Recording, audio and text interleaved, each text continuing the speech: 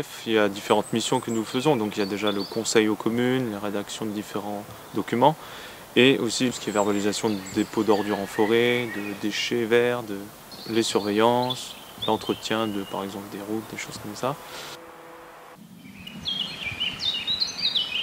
La forêt d'Erstein est composée principalement des essences suivantes, donc du chêne pédonculé, du frêne, mais qui est malade en ce moment, un peu de hêtre, de charme, d'érable, de noyer, noyer noir, quelques peupliers encore. Sinon au niveau faune, nous avons beaucoup de sangliers, de chevreuils, après renards, blaireaux, autres. Après au Kriedwald nous avons une héronnière.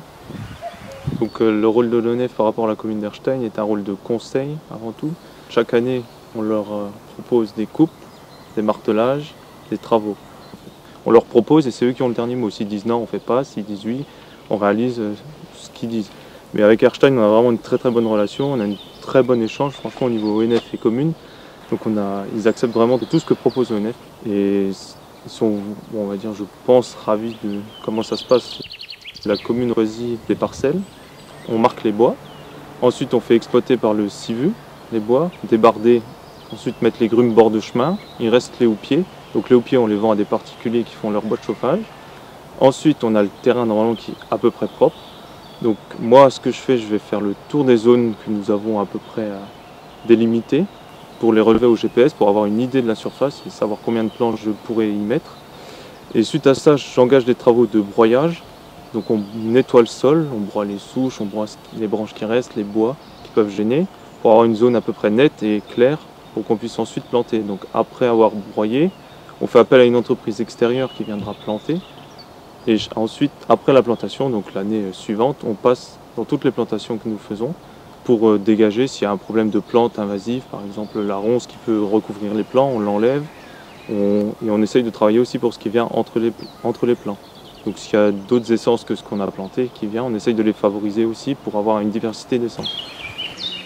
Le financement pour le moment incombe totalement à la commune, mais on essaye de plus en plus de monter des dossiers de subvention pour tout ce qui est reforestation. Donc suite au problème du frêne, donc la maladie qui a ravagé la forêt d'Erstein, parce que le frêne représente 30% de la forêt.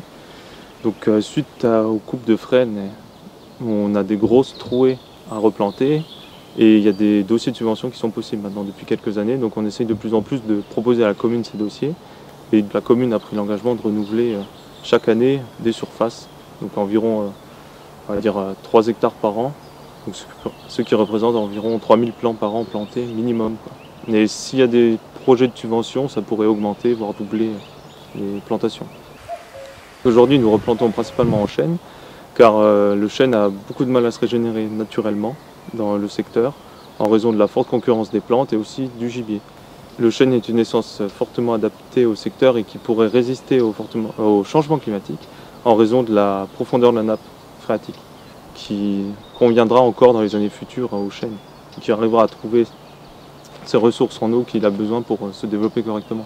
On compte aussi sur la régénération naturelle des autres essences, par exemple comme le noyer, le charme, l'érable, le hêtre, on les favorise aussi.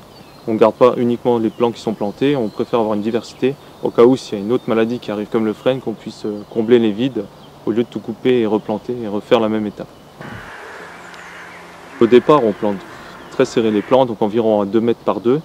Donc ça fait à peu près 1600 plants hectares, donc ce qui est assez important.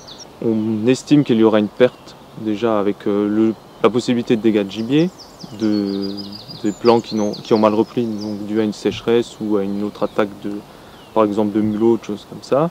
On va les laisser pousser, grandir, travailler pour eux et on passera à une première coupe. Donc une première coupe, ça va être dans les 20-30 ans.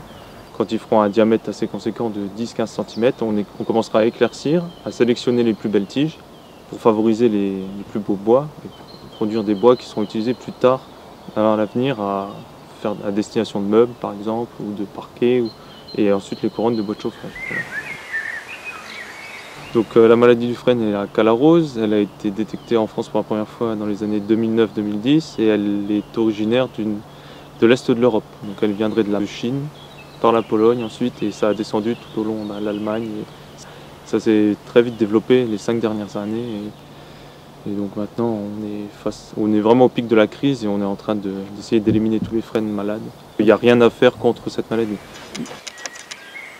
Donc les symptômes de la maladie de la calarose, on peut voir, si on regarde un houppier de frêne, on peut voir qu'il est très débranché, il y a très peu de branches fines, donc beaucoup de bois morts en haut.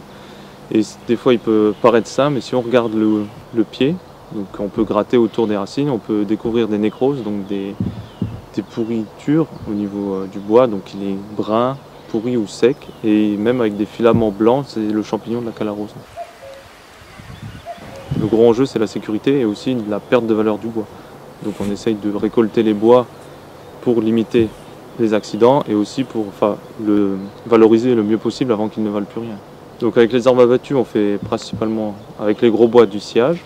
Donc on peut faire des meubles, du parquet, des escaliers, des plans de travail.